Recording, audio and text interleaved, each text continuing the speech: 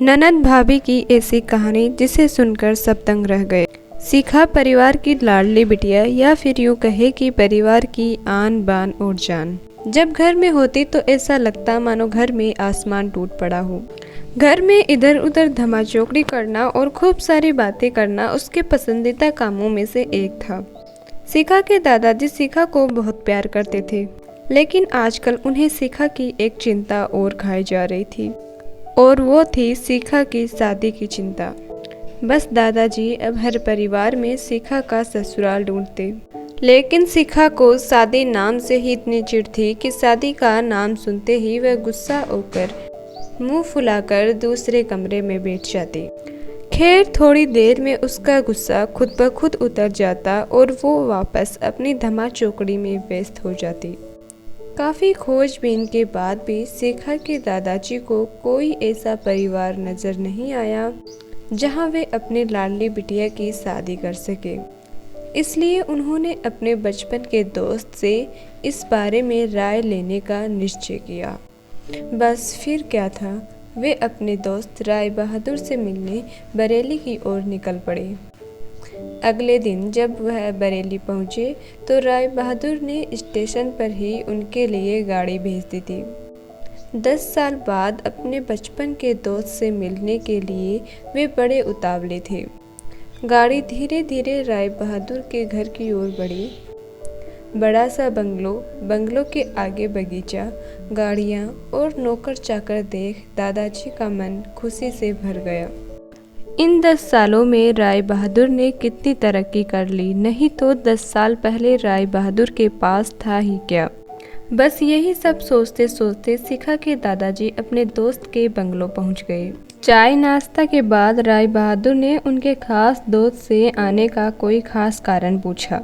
दादाजी ने पोते की शादी के लिए एक अच्छा सा परिवार ढूंढने का काम सौंपते हुए बिटिया का फोटो राय बहादुर के हाथ में सौंप दिया। राय बहादुर भी अपने बेटे विक्रम के लिए एक सुयोग्य कन्या की तलाश में थे। तीखे नैन नक्श, चेहरे पर तेज और एक ही बार में किसी को पसंद आने वाली सीखा बिटिया को फोटो में देखकर ही उन्होंने सीखा को अपने घर की बहू बनाने का फैसला कर लिया। राय बहादुर इतना सोच ही रहे थे कि इतने में उनका बेटा विक्रम आ गया। विक्रम ने दादाजी के पैर छुए और हालचाल पूछने के बाद ऑफिस के लिए निकल गया। विक्रम को सीखा बहुत पसंद थी, लेकिन विक्रम की माँ विक्रम की शादी अपने से बड़े घर में करना चाहती थी। लेकिन विक्रम के मनाने पर वह मान गई और तय समय पर विक्रम और सीखा की शादी हो गई। ससुराल में सीखा के सास ससुर, विक्रम के बड़े भैया भाभी और सीखा की ही उम्र की एक ननद थी रागिनी।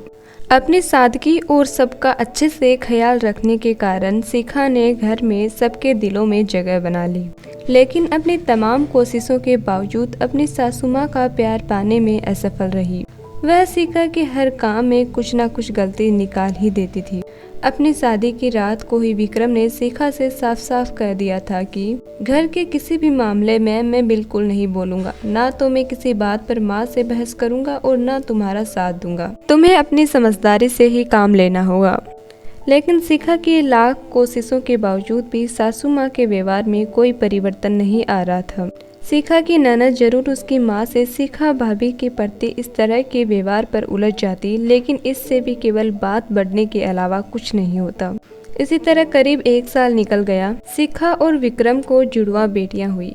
यह समय सीखा के लिए अग्नि परीक्षा का समय था। सीखा का दर्द सीखा के लिए आंसू बन गया था।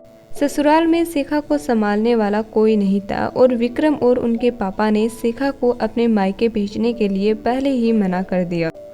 एक दिन रागिनी कॉलेज से आई तो उसने सभी को कॉलेज के सालाना कार्यक्रम में आने के लिए कहा, और यह भी कहा कि कॉलेज में उसकी भी 2 प्रस्तुतियां हैं, इसलिए आप सभी को चलना बहुत जरूरी है। खैर ना चाहते हुए भी सीखा को अपनी दोनों जुड़वा बेटियों के साथ रागिनी के कॉलेज जाना पड़ा।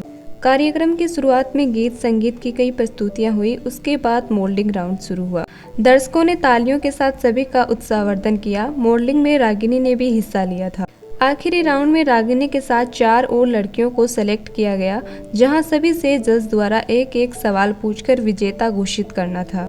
सवाल जवाब का दौर शुरू हुआ। इसी कड़ी में जज साहब ने रागिनी से सवाल पूछा, अगर घर में तुम्हारी माँ और भाभी में से किसी एक का साथ देना हो तो तुम किसका साथ दोगी? पूरे सदन में खामोशी छाई थी। सभी रागिनी के जवाब की प्रतीक्षा कर रहे थे। तभी रागिनी ने थोड़ा आगे बढ़कर कहा, अगर भाभी सही है तो अपनी भाभी का। जज साहिब ने आगे पूछा, क्यों? रागिनी ने जवाब दिया, क्योंकि मुझे भी कल किसी की भाभी बनना है। जवाब सुनते ही पूरे सदन में तालियां गूंज उठी। सभी रागिनी की सोच और उसके सटीक जवाब की प्रशंसा कर रहे थे।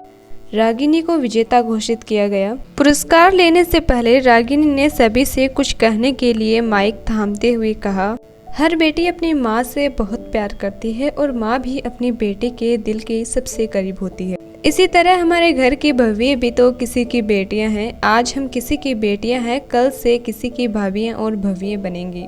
अगर कल से हमें कुछ दुख हुआ तो हमारी माँ को भी दुख होगा, और इसी तरह हमारे घर की बहू को दुख हुआ तो उनकी माँ को भी दुख होगा, और इसी तरह हमारे घर की बहू को दुख हुआ तो उनकी माँ को भी दुख पहुँचेगा। और इस दुनिया में किसी भी इंसान को किसी की भी माँ को दुख पहुंचाने का कोई हक नहीं है। इसलिए हर सास अपनी बहू को अपनी बेटी समझे तो आगे चलकर उनकी बेटी भी खुश रहेगी। ये कहानी आपको कैसी लगी? अगर अच्छी लगी तो प्लीज़ वीडियो को लाइक और चैनल को सब्सक्राइब जरूर करें। Thank you.